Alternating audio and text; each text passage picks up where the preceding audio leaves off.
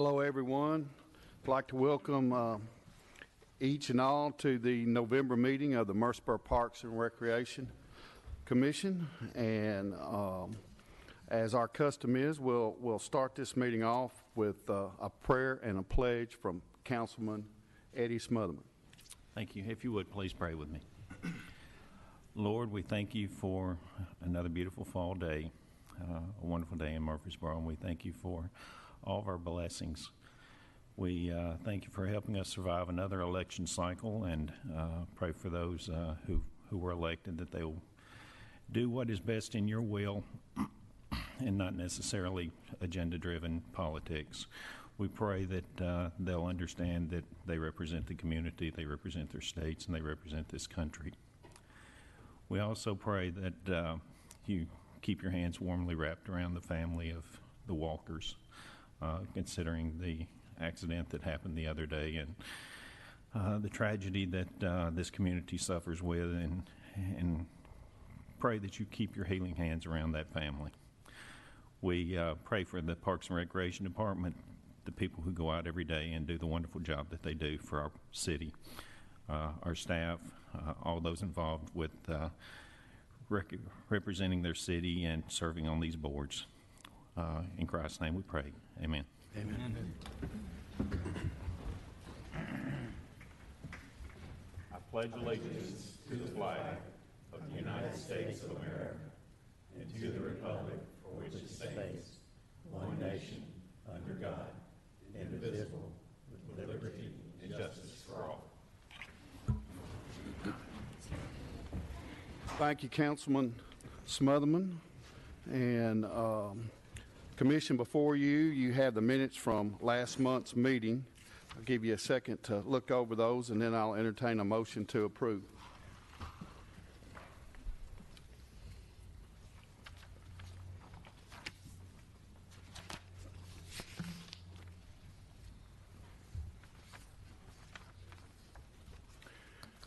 Any questions, or do I have an approval? I move approval of the minutes. Second. All in favor say aye. Aye. Thank you. Okay, we've got a full agenda today and a lot of folks in the house, but before we start on this new business, Director Nate Williams wants to share some information with us. Thank you, Chairman. Over the past few months, the city's been really going through a transformation process, and I think that's been reflected in the Parks and Recreation Department too. We've had a lot of kind of reshuffling and adjustment in how we operate. I'm happy to tell you today I provided a new organizational chart in your packet. I'm glad to announce that Thomas Laird and Rachel Singer have been promoted to assistant directors for this department. We've limited the span of control across the board so we can really accomplish our goal of maximizing our programs and facilities, and we think that this is the best way to move forward. So they're here, they're going to do a great job, just like they've always done, and I just wanted to give you an update on that, and that way you can have a chart in front of you as well. Congratulations. Congratulations to our new assistant directors, so thank you. Yeah. Okay, first item of new business, consideration for approval of some theater fees. And our presenter is going to be Pam Williams Taylor, and I think a congratulations in order, because I think his Taylor is a new last name. It is. It is a new last name. I was married in September. Congratulations. Thank you. I'm here to talk about the theater rental fees. Patterson Park Community Center and the Washington Theater have recently celebrated 15 years. And in the last 15 years of the theater being rented out to the community, the fees have not changed since opening. So I'm here to talk to you today about some new theater rental fees, updating them, making the system of renting the theater a little more modern. If you don't know a lot about the specifics of the theater, it is a 304-seat house or auditorium, and we have 6 seats or open areas where wheelchairs can be seated there. We have a stage, wings, an alcove, and a generous backstage area, a large theater lobby. We have a prop room, a set shop. We have a large green room with a fridge and a kitchenette, and we have 2 large dressing rooms with bathrooms and showers. So we've got a lot of area that we're renting. The current rental structure is completely a la carte, so you pay to rent the theater, you pay for each microphone you want to use, you pay for each chair, each table, the sound designer, light designer, anything you need, the spotlight, it's all separate. So it can get really complicated, and it can also get really expensive for people that are doing larger productions. And the theater rental fee right now is $75 an hour. And that is the same for if someone wants to come in and rent just the house and the stage to do a meeting for their staff or do a conference, or if someone wants to come in and do a large production where they're using every inch of that space, they're still paying the same $75 amount. So after researching local and regional event spaces, I've come to a new rental structure that's a little more user-friendly and easier to understand, and the best format that I've found is a bundle package system for renting the theater. So you'll see before you 4 different bundle packages, and they've been given fun names from the theater community to help people remember them, and also just pay respect to some famous names. And so, as an example, if someone comes in right now and wants to rent for 5 hours and they want to have the basic lights and sound, and that's all they're getting, they're not getting anything extra or special, they would be paying $545. And that's the same if they're a really small rental or a really big rental, so that's a 5-hour rental price under the current structure. So under the Taymor package, which is the smallest rental bundle, if they're only coming in and using the theater and the lights and sound and not using all of the backstage area, then that would be $500 for the 5 hours. So they'd be saving $45.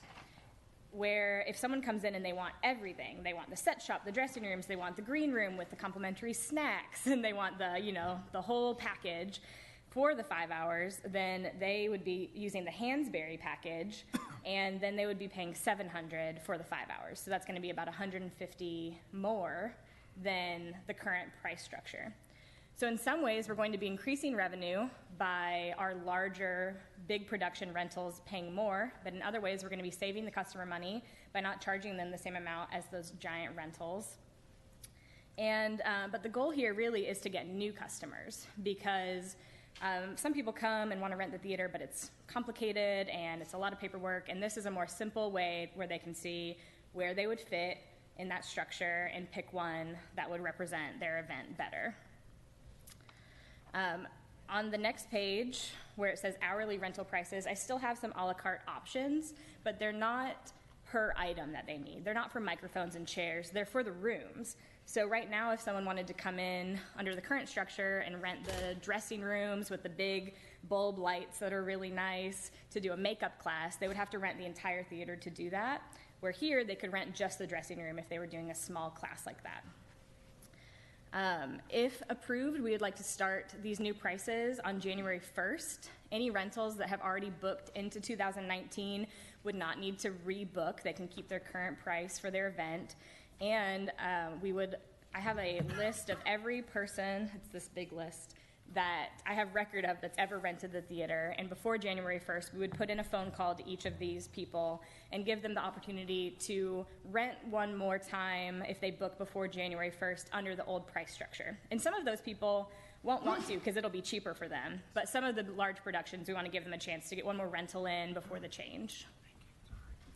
And do you have any questions about that? Any questions for Pam?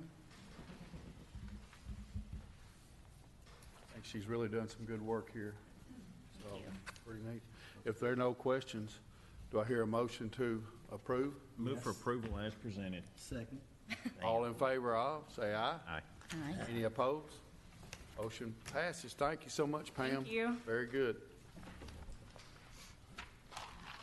Next on the agenda, Becky Johnson's gonna talk to us about the Civic Plaza fees. Good afternoon, everyone. You may or may not be aware, Civic Plaza has been rented out in the past for various events and special uses, but it was rented through the Urban Environmental Department. It is now considered a park under the jurisdiction of the Parks and Recreation Department. So moving it under our department, we wanted it to match our current fees structure with how we rent other facilities. And we felt evaluating the space of Civic Plaza, it best matches the Gateway Island and Trail, but not the reception center, because there's not a building out there on the Civic Plaza. So we matched the fees with what we would charge if somebody wanted to use the outdoor areas at Gateway Island and Trail. So what we're recommending is that half-day rentals would be $150, or if they wanted to rent the entire day from 8 a.m. to 10 p.m., it would be $250. And there is a stipulation if they wanted to rent it for an hour longer to 11 p.m., it would be $100. So that matches Gateway Island, with the exception of Gateway Island has a Saturday fee, but we felt Civic Plaza would best work with the Sunday through Saturday being the same rate each day. In the past, the fee structure had been based on the number of people attending the event. One that's hard to say when they're writing on a piece of paper how many people they think are going to come, and that often changes. Plus, it doesn't always cover the cost of the electricity, the setup, and the staff. This way, it ensures, regardless of the event, all costs incurred in the setup of the event would be covered under this fee structure. Does anybody have any questions for me? And we would, there have been a few applications that have already come in or have been previously, so we will honor the previous price structure. Once the new fees come in, anybody new after that would fall under the new fee structure. How many events do you anticipate, or what's been the past history? I really only got about 6 that were in the folder when it got moved over. It doesn't seem like it's a huge, it doesn't have a whole lot, but we may try to change that and advertise it a bit more. That space has been underutilized, and our goal is to promote it as a public space that people can use and rent. And I think it'll be a good option for the multitude of events that happen downtown or want to happen downtown. So Becky's done a great job pulling that into our structure, and we think it's the proposal before you is going to have a big draw. Becky, did you want to address the alcohol policy? Oh, I attached in your packet, just so you had some backup information. I used the same rules and regulations that they had been previously using for the Civic Plaza and just changed it to the format to match Gateway Island. And I had a little oops in there. I left in the alcohol policy, but there's no alcohol in the Civic Plaza. So your packet has a little paragraph in there that doesn't pertain to Civic Plaza. Very good. Do I hear a motion to approve? It's my opinion, truthfully, that this is the most underutilized space that the city has. We truly hope we can advertise it and anything that we do that I think brings more activity to the downtown area benefits everybody. I mean, it benefits the local businesses, it benefits the quality of life for the people who come downtown, who visit historical markers and whatnot. But any opportunity we get, movies under the stars, that we're doing over there on the grass now, I'd love to see that moved over here, where it, perhaps in a venue where it could possibly be, seating in place already. It's got an amphitheater type seating around it, and it opens itself up for so many things. And I know we've always been very protective of the stones and stuff, the pavers and stuff that are there, but I'd rather us wear those pavers out because of use than to preserve them forever and not use it. So let's make sure we overutilize this place. If not, we let's consider go the other extreme, not the one we're at. It's considered a park now, and we'll open it up to the residents the best we can, just like any of the other parks that we have. And we're excited to have that, to be able to provide it. It is a very beautiful space, and I don't think people, they may just see the open green, the open cement place, but there's, behind the waterfall, there's a gazebo and a trail, and so I don't think people really realize what all is available there as a park. Let's wear it out. I move for approval. We will do our best. I have a motion. Do I have a second? Second. All in favor, say aye. Aye. Any opposed? None? So the motion passes. Thank you. Thank you, Becky. Very good. That's exciting. Next on the agenda, Brittany Garrett's going to talk to us about the T-ball league. Good afternoon, council members. Today I am bringing to you a new T-ball league.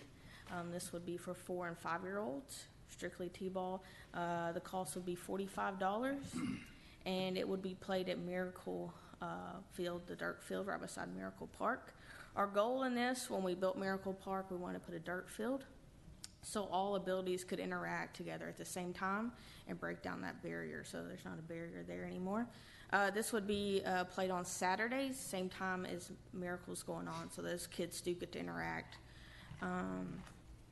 They will start in April, and again, the fees are $45, and that will cover practices and their jersey and cap. Also, they will start practices in March, and then the season will start in April. Any questions? Sounds fun. Any question? Are we currently doing 4 and 5-year-olds, or what's the minimum age at this point? Oh, currently, personally, we don't have a T-ball league going. Other leagues, Little League offers a T-ball league, and Murfreesboro Baseball Association offers a T-ball league. But the city of Murfreesboro Parks and Rec does not offer a T-ball league.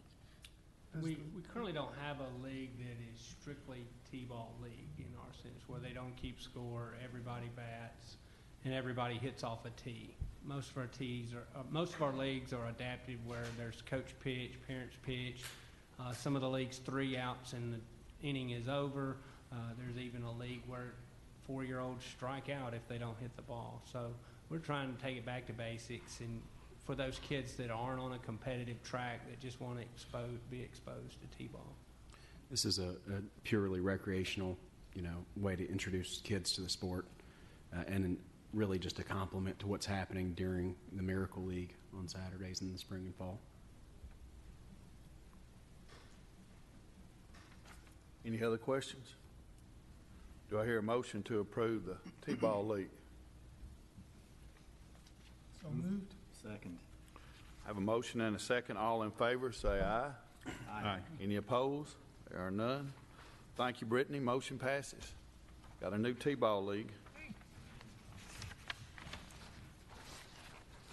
Sammy Maxey is next. What is Rally Cats? Good question. So we've been presented the opportunity with USTA to have a program called Rally Cats. This provides tennis to the youth around our community. So they would be paying a $60 fee. USTA does the administrative work, where they take $15 and we would receive the $45. The fee includes all the equipment and instructors. All we would be doing really is providing a facility for them to come. So with the program, we're hoping that this would provide an opportunity for the kids that aren't involved in tennis, but give them an opportunity to actually play, and then use that as a feeder program to ATC and play tennis there.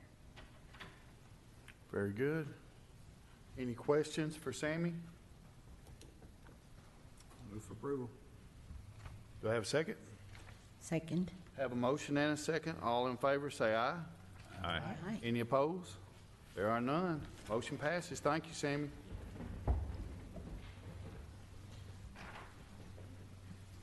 Next on the agenda, Lauren Hughes, going to talk to us about the Winter Science Camp for homeschoolers. Hi there. Yes, I'm actually Haley Moss, the Assistant Program Coordinator.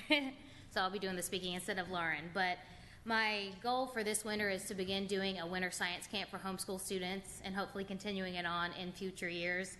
Our summer camps are so popular, and a lot of the homeschool parents have been like, well, we can do camps year-round.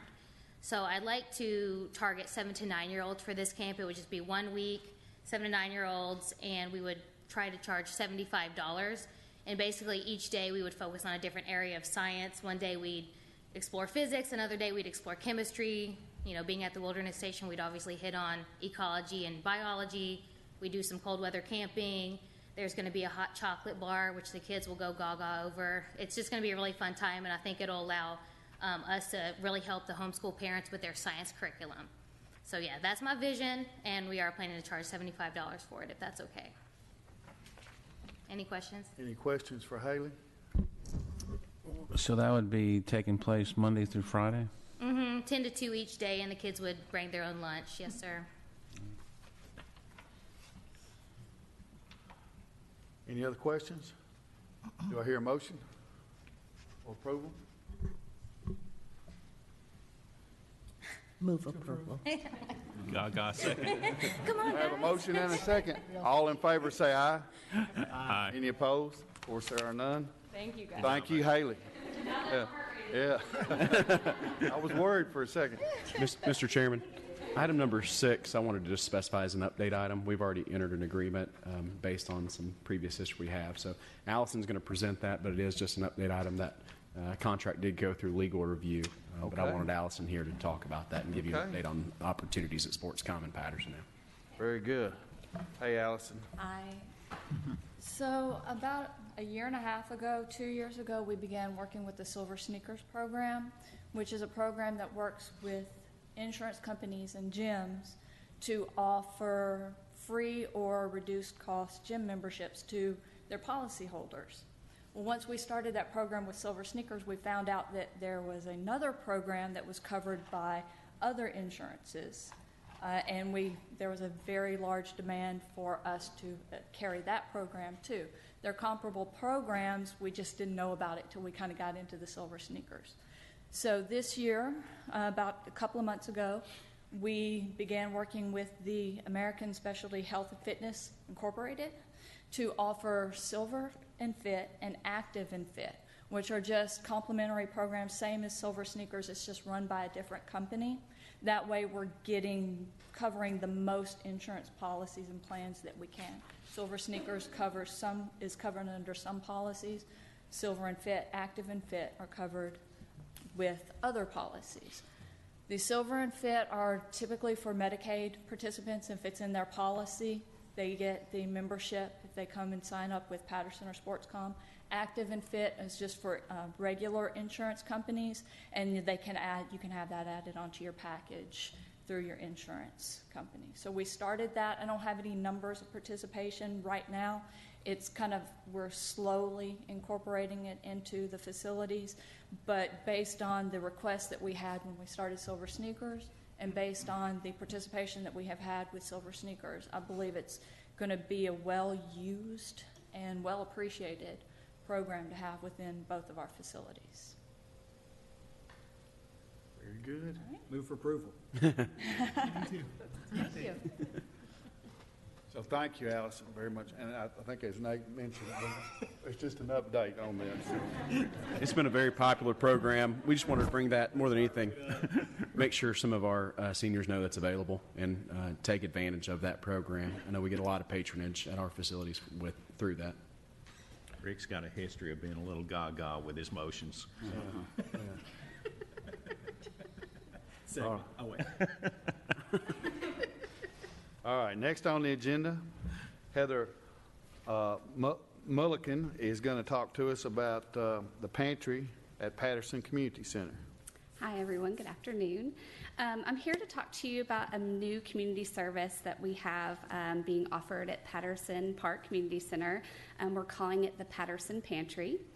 Our staff over the years has observed several areas where Patterson could kind of step up to fill the gap in the needs of some of our youth and some patrons that attend the center.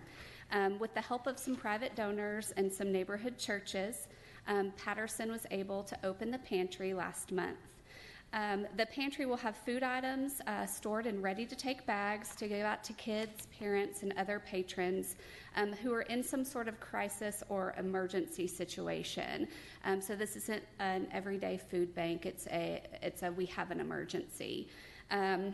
The bags contain anything from breakfast bars to cans of soup that can be taken to bridge the gap between meals that are provided at school, shelter meals, or food from food banks. In the food bags, we have information about shelters per school zone, as well as information in a flyer on Nourish Food Bank, which is located at McFadden Community Center. In addition to the food bags, another portion of this pantry, we have smaller bags filled with feminine sanitary items for our youth girls and other patrons to have, and this would be a no questions asked situation. Anybody is welcome to those. This area of the pantry, the feminine items area, is very personal to one of our donors. She in high school made sure that nobody in her high school had to go without those items. So she was really passionate about it and kind of brought that passion to us, and we want to make sure we provide that. So the staff at Patterson would like to thank you all in commission for the opportunity to serve our commission, or serve our community, excuse me. And I would be happy to answer any questions or take suggestions that you may have at this point. Any questions for Heather? Are you working with the social workers in the schools? We are not at this point. This is a very, very small operation. It's also not something that we're advertising. We kind of had a staff meeting about it and talked to our staff about recognizing the needs with our youth and with people that come into the community center, but it's not something that we're advertising because we don't want it to get to be a food bank, because we have that in the city already, and two, because we don't want our kids to feel embarrassed to ask for the service. So are you seeing this more as the children who are just at Patterson? Is that what I'm hearing? Correct. Okay. I would encourage you to talk with the social workers at the school so that we can make sure that we're all on the same page. Yes, ma'am. With making sure the children get what they need. Absolutely. Thank you. How can individuals contribute to this cause? So that was a really good question. In the very beginning, we had a gentleman who, I'm not going to say his name because I know that he doesn't want to be advertised, but he really just wanted to donate money and let us use it at our discretion. And we told him that would be fine. So as of right now, as far as donations go, we have only gotten cash or money donations that the city holds in a separate account. But in the future, since this is so new, we're really open to anything. So, I mean, if anybody wants to contact me or Russell directly, and we can talk about what we would accept and how to go forward with that. Right now, Dr. Bonner, we've got a designated account that's just Patterson Pantry, and the staff at Patterson are going and buying items out of that designated account. So if somebody wants to help specifically, they can reach out, and we can accept monetary donations right now as we get it set up. And I'd really like to commend Russell and Janelle and Heather for getting this going. It really fits a need. Our goal was not to set up a food bank where people were lined up, but just to help individuals or families in emergency situations. And they've done just a tremendous job, seeing this through. And also, this is not just for our youth that go to school at Bradley. We had a pair of people who were homeschooled that benefited from this. So it's for anybody that comes into our center to meet their needs, because that's what we do at Patterson, is we make sure that we're meeting the needs of our community. I commend you for the program, and because it is a very noble cause there. And thank you all for your leadership, Mr. Russell Smith. Thank you, Dr. Bonner. Mr. Chairman, this is another update item. We've already started this program, so we just wanted to bring that before you and listen to any suggestions you had, and just make you aware of what was happening. Very good. Thanks. Thank you, Heather. Okay, next we've got a Patterson summer recap, and Crystal Ellis McFerrin is going to take us there. Hello, good afternoon. Let me get my...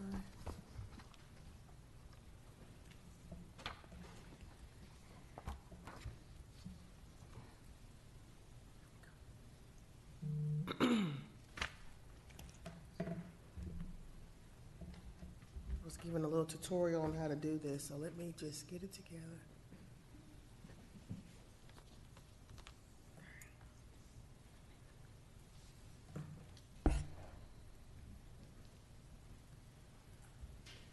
Okay, so I wanted to come today and talk about our summer program, which took place this past summer, and also kind of brief you on our fall programs and kind of give you some updates on our upcoming events and our goals and some things that we have planned for the future.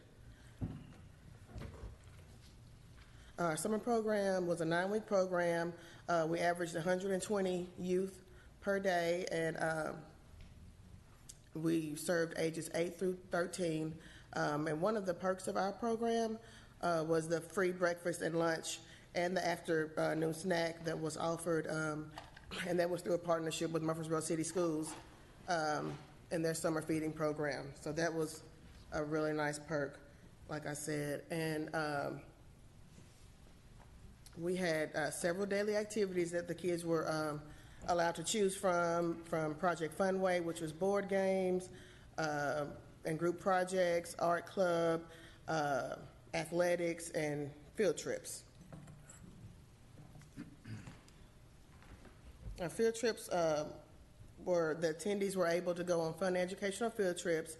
Our field trips included archery tag at Barfield, and we got to team up with McFadden's summer youth program to do that at Barfield Park. Our staff grilled hamburgers and hot dogs. Our participants played archery tag, which is a new experience for them, and they really enjoyed that. We did strike and spare bowling, Nissan and Fisk Art Museum, and New Frontiers also. And we want to say thanks to our community partners. Our participants were able to experience different camps, such as ASAP Motivational Camp.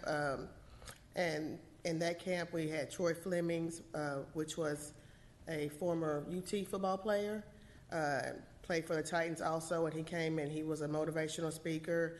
We teamed up with the Family Center, and they did weekly social and emotional activities with our youth.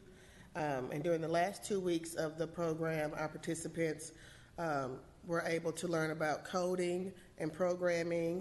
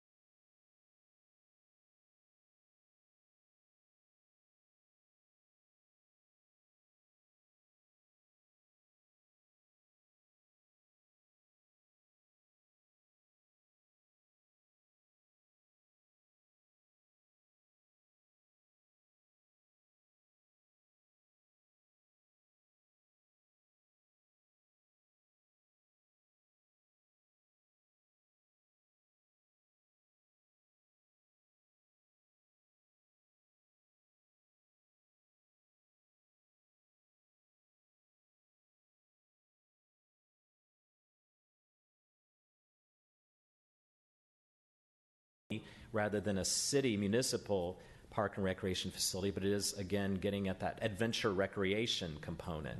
And that one was developed in a public-private partnership with a group called Outdoor Encounters. So that was a partnership between their Parks and Recreation Department and a private operator. And that's becoming more common as well.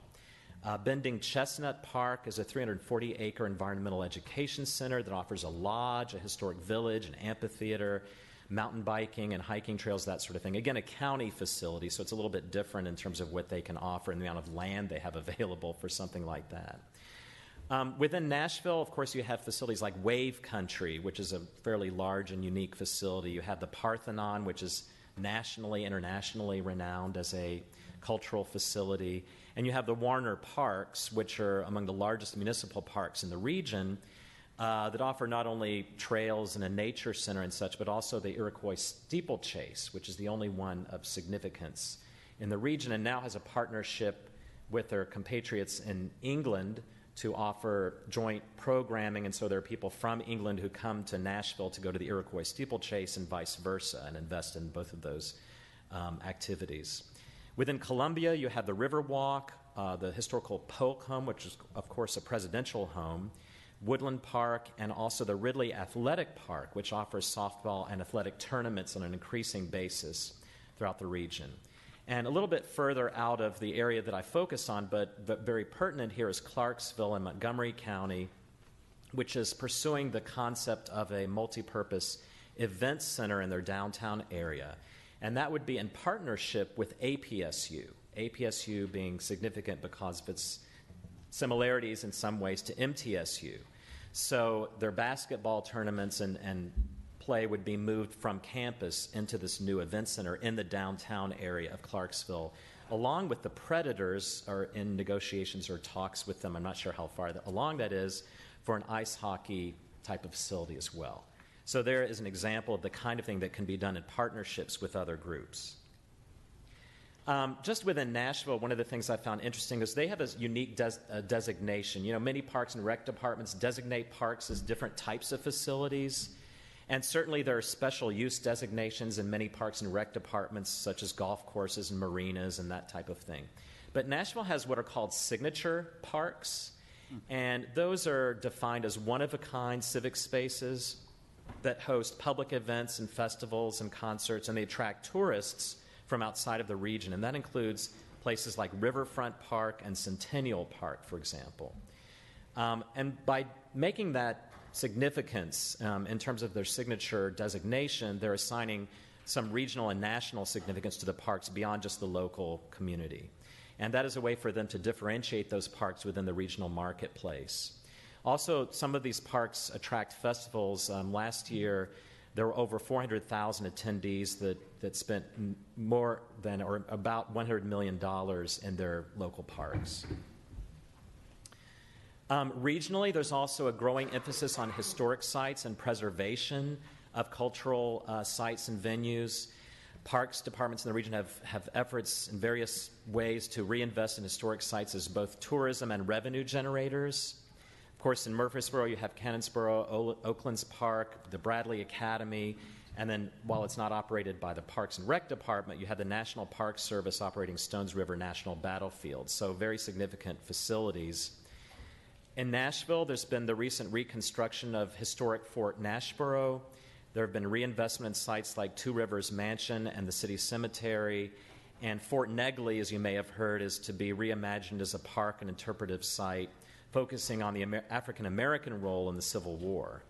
In Franklin, as you probably well know, the historical sites have been an integral part to the city's tourism and public relations and sort of marketing approach, which has bled into their business development approach. They've been reinvesting and promoting their historic facilities for many years. Most recently, the Parks and Recreation Department in Franklin has taken on their cemeteries, and they've initiated a cell phone mapping program associated with visitors to the various cemeteries in Franklin. Just looking at Murfreesboro, tried to look at sort of what is happening in terms of the sports marketing aspect that is underway from the county, designating Murfreesboro and Rutherford County as the sports capital of Tennessee. You are tracking 63 major sporting and athletic events at the county level, including the TSSAA Spring Fling, which generates about $3.5 million a year to the county. MTSU, as you know, hosts various statewide regional basketball, track, and other tournaments. And then your own local facilities host soccer, baseball, and other tournaments as well. Based on the information collected from your Parks and Recreation Department, I've estimated about 600 to 650,000 in annual attendance for leagues, rentals, and programs. Now, that does not include casual visitors, so if I just walked into a park, I'm not counted in that number. But people who are participating and sign up for something, a league or a program, which you've heard about today, or various rentals, are included in that 600 to 650,000 number based on the data that you've supplied to me. And you have about 80 to 100 tournaments per year within the city. So that's kind of the existing situation. One of the other things that I did was conduct a survey of the athletic leagues to find out what their thinking is in terms of their use of the existing facilities and what needs there may be that are coming out of that. There were about 10 leagues that responded to the survey with a combined membership of about 10,000 on 650 different teams. The leagues are growing for the most part. About 80% of them are growing by an average of about 8% per year. And they attribute that growth to the population growth of Murfreesboro and Rutherford County, not to some interest, in particular in their sport that is growing beyond what else is happening, but really just the population growth. They talked about the primary facilities use, which I'm sure you're familiar with. And the average use per league, they're using about 190 days per year per league of your facilities. They have maybe 2 regional or national events per year in each of the leagues. And the attendance per event is around 300 or about 25,000 total. The key strength that the leagues identified in terms of your facilities are the location. The location of many of the facilities they're very centrally located, and they accommodate the membership of these leagues, which is drawn primarily from Murfreesboro and surrounding areas. And so having centrally located facilities is a key strength that they've identified. But they also identified some weaknesses. Number one, of course, is the aging of the facilities and the need for upgrading some of the facilities. That was far and above any of the other issues that they identified in terms of those existing leagues. But among those other issues were the lack of parking and the lack of availability for times when they needed to use the facility. So what were some of the opportunities that have come out of this research in terms of regional use and destination drivers for Murfreesboro's Parks and Rec? One of the things is having some type of multi-purpose sports or cultural event type of facility. Certainly in the downtown area, as you know from those of you who watch the work that we did on downtown and Highland Avenue, there's a need for entertainment downtown as a driver for the downtown revitalization. And there's also demand for entertainment. Sports and cultural events are part of that package of what brings people to the downtown area. And you have an opportunity here, much as you've seen me talk about in Clarksville, for bringing people downtown through the various types of sporting events or cultural events that you can have at a facility in the downtown area through an anchor type of concept. Some of those types of venues, especially if they're mainly sports-centric, are operated by sports authorities rather than by parks and rec departments. So in terms of who operates that kind of thing, that is up in the air, but it is an opportunity in terms of what there is in a gap in downtown Murfreesboro right now and an opportunity. Also an outdoor adventure park. We talked a little bit about the rise or increase in adventure, recreation, participation. Certainly something that offers active and passive facilities. We talked about the trails, the mountain biking trails, climbing, water access, blueway access, being something where we're seeing increased participation and interest in the region. That's an opportunity for Murfreesboro. And also activities for teenagers and active adults who may be falling out of the realm of existing programs. There are a lot of programs focused on children. There are a lot of programs focused on senior adults. But sometimes you're missing that sort of middle group of sort of young professionals and those types of people who may be interested in participating in park and recreation activities. Also, there's the opportunity for more integrated historical interpretation with the National Park Service. or with Cannonsboro and Downtown Square area facilities that focus on themes like the Civil War, music history, and African American heritage. So you have programming related to these things, you have facilities and venues related to these things, but sometimes they're not well integrated or linked with some of the other activities in the area, such as Stones River National Battlefield. So bringing these things together to tell a story so that people move from one facility to another and understand the full story is an important part of what can happen there. Also, some type of facility that increases the capture of rugby interest and lacrosse interest in this region might be a useful addition to Murfreesboro's opportunities. So that would be something you might want to look at. And then finally, looking at more proactive regional and national tournament marketing. You're tracking, the county is tracking tournaments now and certainly promoting you as a sports capital. But how are you proactively marketing Murfreesboro, for example, to attract regional and national tournaments here beyond MTSU, which is obviously a very important anchor, would be an important question. In terms of the next steps, I just wanted to collect whatever input you might have. So any responses, questions, criticisms you might have today are welcome. I'll take those into consideration and revise or adjust the information that I've presented. And then the next part of my work is really looking at the funding assessment and what kinds of partnership strategies may be appropriate for Murfreesboro. So I appreciate your time, and any input you have is welcomed. Questions for Randy? Some great information and some good work. Interesting. Justin, do you see, based on what you've seen now in Murfreesboro, enhancements to existing parks and facilities or brand new ones? And what would be maybe it's early to make that decision because you haven't looked at funding opportunities yet. But where would you see what other people have done and things to enhance experience in the town? Potentially, I could see both happening, but that's really up to the broader, scope of where this is headed in terms of what kinds of facilities are needed and what kinds of opportunities there really are. But I think you could see both. For example, I think what the leagues were telling us was that some of the existing facilities need a bit of upgrading to accommodate their needs, whether it's the locker rooms or the back room types of facilities or their actual recreation facilities themselves. So upgrading the existing facilities, I think, is a big part of the question. But there are also gaps in terms of the types of sports and recreation activities that you could have here where you could be providing those in a new facility. But in terms of where and what those are, that is still to be determined. Yeah, and do you see any expansion within those sites? Like Seagull Soccer Park, knowing I don't think there's any room to grow that, because I know that they're pretty much using all the space there. But our other, like Barfield Park, we've added a mountain bike trail, or we've added on to that part. So is there, I just see we saw the Barfield Park idea, and that's very expensive, huge undertaking. But is there opportunities at our other signature places like Barfield or things like that for expansion as opposed to brand new facilities?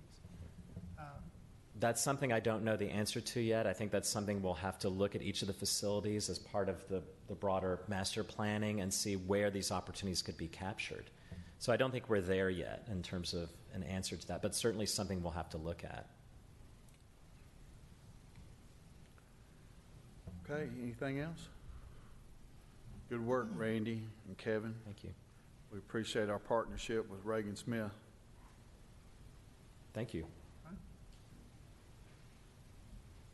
I do have a very quick summary to make on what's next.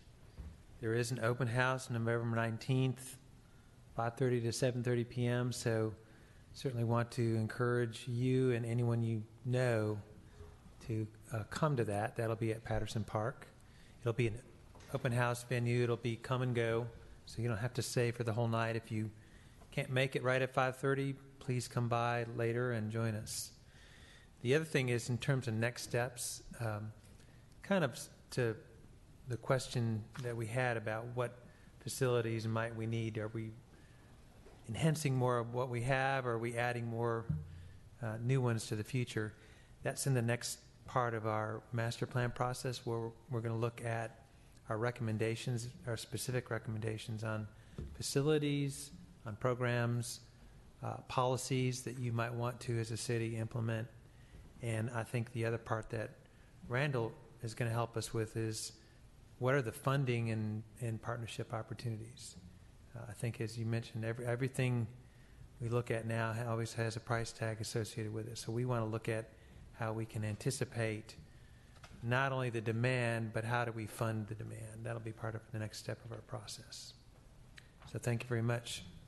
Very good. We look forward to it. Okay, next item, Melinda Tate going to tell us about the BOGO at the Sports Com and Patterson Community Center. Good afternoon.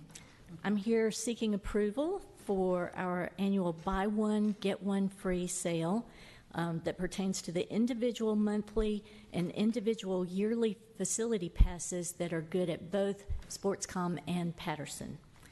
And the sale will start December 10th and will continue through until 5 p.m. on January 12th. I'm seeking approval for our annual sale that we started it in 2003. It's something that's highly anticipated. Any questions? Those are excellent Christmas gifts. A wonderful opportunity for that. Move to approve. Second. Have a motion and a second. All in favor say aye.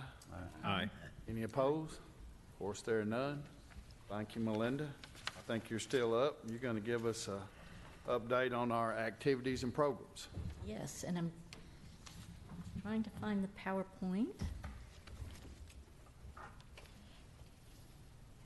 I may need some help from Michael. It's not where it was supposed to be. There it is. He said, do this, and it's not there anymore.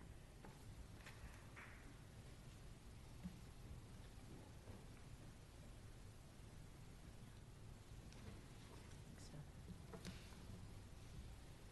Perfect.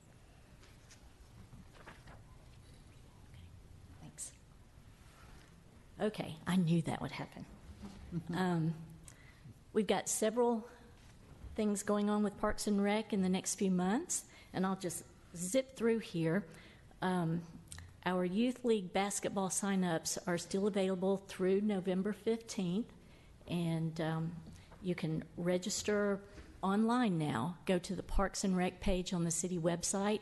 There's a little button that says online registration, and you don't even have to leave your house to do that. We have only a few tickets left to our Perform Murfreesboro Beauty and the Beast performances, and if you've never been to one of these performances, they are amazing. We've got several performances coming up. I recommend that you get your tickets early because they all sell out. We've got Christmas at Canonsburg coming up on Saturday, December 1st, and that's always a fun, old-fashioned time. You can have apple cider, cookies, photos with Santa, and it's just a fun time at Canonsburg. Sportscom, customer appreciation. We love our customers. Friday, December 7th from 10 a.m. to 1 p.m. We welcome you to come out. It's for all ages, and we want to show our appreciation to you. And the Santa Splash and Dash, Friday, December 14th from 6 to 9 at Patterson Park Community Center pool.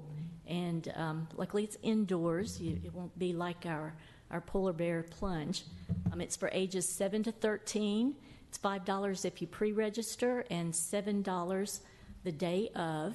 This is a great opportunity for you to go shopping and drop the kids off. So Santa Splash and Dash. There'll be crafts and swimming and food for the kids. Sportscom, I don't know how the staff does this. They are braver than I am, but our holiday lock-in is December 14th through 15th. There's a $20 fee Registration begins December 1st at SportsCom. You can contact them. It's for ages 8 to 15. And our New Year's Day 5K, this is our third year, I believe. We are looking at a new course. We can't announce it just yet, but it's going to be really cool. And register online at runsignup.com. And it's a good way. It's 3.1 miles. And if you can't run it, you can walk it. It's a good way to start the year off. Of course, I anticipated that you would approve the buy one, get one free sale, and that's coming up. And for more information on all of our programs, check the city's website, murfreesborotn.gov/parks. And we can be found on all of these many Facebook pages. Does anyone have any questions? No? Thank you, Melinda. Thank you. Have a good rest of the afternoon. Yes, thank you. Lots of good things. Okay, that's our regular agenda. Does anybody have any other business to be brought before the commission? I would like to recognize the World War II hero in our midst in light of Veterans Day on Monday. Mr. Beal, we certainly appreciate your sacrifice and service to this country for the many freedoms that we enjoy. We salute you. Thank you, Claudia. Amen. Thank you. Okay, with that, we'll stand adjourned. Next.